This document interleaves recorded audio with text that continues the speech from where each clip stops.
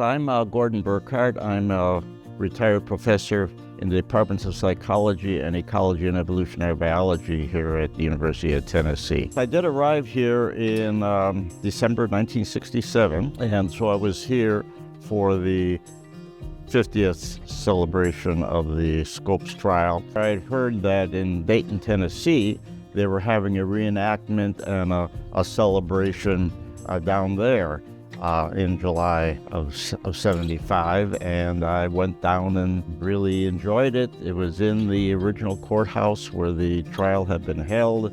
They had a local group playing songs that were written and recorded in that time period back in 25, and it was a very delightful experience. I've always been interested in the history of my field of animal behavior. When I went to college, University of Chicago, it was 1959, and that was the 100th anniversary of the origin of species. And so when I arrived there, I didn't realize that the University of Chicago was in fact having a conference celebrating the origin of species. They had all these fantastic scientists from all around the world, and it wasn't just biologists, it was psychologists, sociologists, theologians, all kinds of experts. And so that was a pretty heady experience for a first-year student. And then when I got into studying animal behavior, evolutionary perspectives were the key, to my mind, to understand the relationships among the behavior of various animals. So I've always had that interest.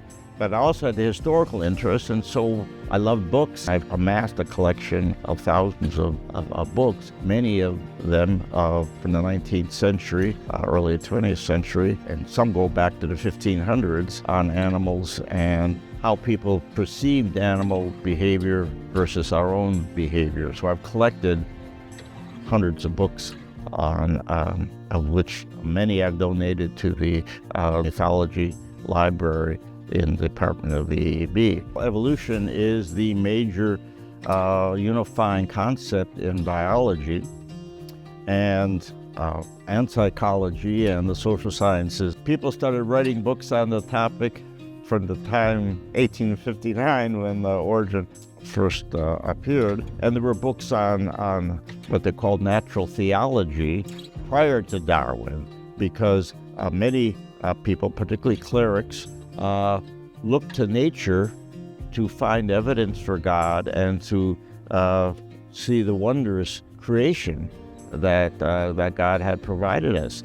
And so much of the early natural history, the early scientific knowledge about animal behavior was accomplished through the lens of natural theology. I used to think that everybody loved nature and national parks and getting out in wilderness and preserving the created world that we have. However it was created, it's here, it's wondrous, and we're losing diversity, we're losing habitats, we're losing species at a very fast rate. Rather than trying to slow that stampede, we're in fact doing things that are not helpful, but maybe very detrimental. As a society, as a world, we need to start acting much more actively, systematically, intelligently to solve the problems. There are two ways I think people can go about this. First of all, it's to change your own lifestyle, to avoid the plastic bottles, and to recycle, and to be more thoughtful about what you do with resources that are not infinite. Get out, form organizations, and take action, because you know that works.